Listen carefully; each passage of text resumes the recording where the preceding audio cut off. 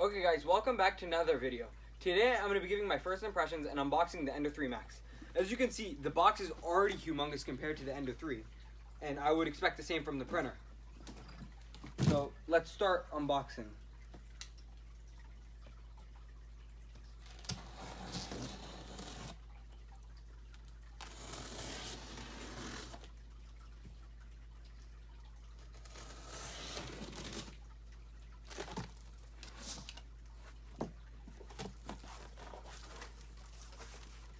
I can already tell this is very similarly packaged to the Ender 3, as it's the same material, and I can see it does not ship in many parts, which is great because that means the assembly won't take a lot of time.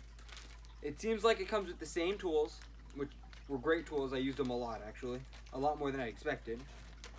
It looks like it comes with some filament. I actually think it does come with more filament than the Ender 3. That's something to note. Okay, so I was right. I got the filament for my Ender 3. I actually didn't use it because no need to. So it actually is quite a lot more. But that's just if you're going to use a test print or something, is if this is your first printer. But I already have plenty of rolls of filament. So this is packaged just like the Ender 3. This filament holder, wire, the screen. The screen actually does look a little bit different. As a little bit of an overhang. I think that's just to cover between the space because it's a lot bigger. Let's take it out. Yeah, this is the filament holder because this goes off the side because it doesn't go on the top like the Ender 3 does. PSU. It looks like the same, but this is an upgraded version, I think. Okay, now we see the bed size. This thing is massive.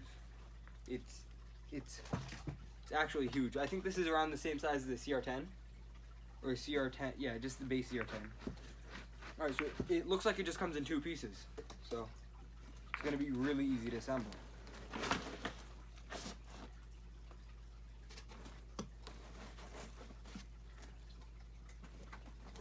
All right, so the wires are also connected, so there's literally nothing to assemble here.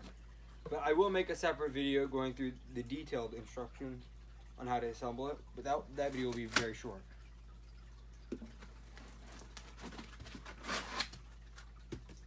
And the Ender 3 Max comes with the glass bed built in, which is great because that was actually one of the first upgrades I got for my Ender 3 because it's a really good upgrade to get. I also noticed that this is a lot heavier because of the size, so it's made out of the same premium metal quality. Yeah, that's it. It's just these two things. Other things to notice about this is it does already come with a lot of the upgrades that most people would get, including the all-metal extruder, which is also another one of the first upgrades, and the dual fans, which is really good cooling as well. There's not much else different. It's just a big Ender 3. Okay, so this actually does have a rotating arm if you want to put the filament behind your Ender 3, which is good to hide. And then let's look at all the accessories and tools it comes with. This time it seems like it comes with like more stuff with it. It comes with an after-sale service card, which last time I don't recall getting. Thank you note, and it comes. It seems like they have the Creality Cloud, which is probably a new service. And then here they have a detailed user manual, I think. Yeah, this is a lot more detailed than last time. I think last time I just got a single sheet of paper. And let's see the rest.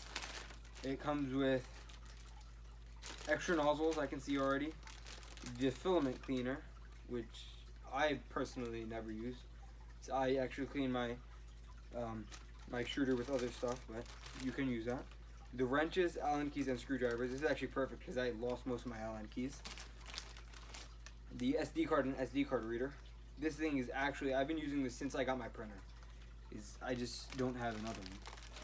It comes with a singular extra nozzle. I think the last one might have come with 3. I'm not sure though. And then these are the safety things for the couplings. Just some screws.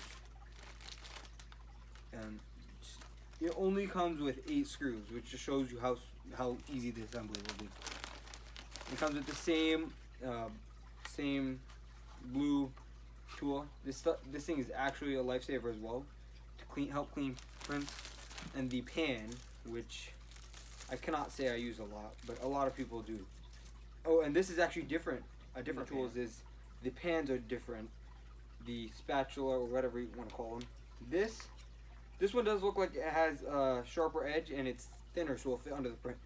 One thing I did notice about this is it's actually hard to get off the print because it doesn't actually fit under. But this is a lot thinner and it feels more premium quality, which would be expected because of the higher price. Okay, guys, thank you for watching. Make sure you turn on notifications and subscribe to the channel to make sure you see my next video, which will be the assembly instructions for the Ender 3 Max. And also make sure you follow my new 3D printing compilation Instagram account right here. The link will also be in the description.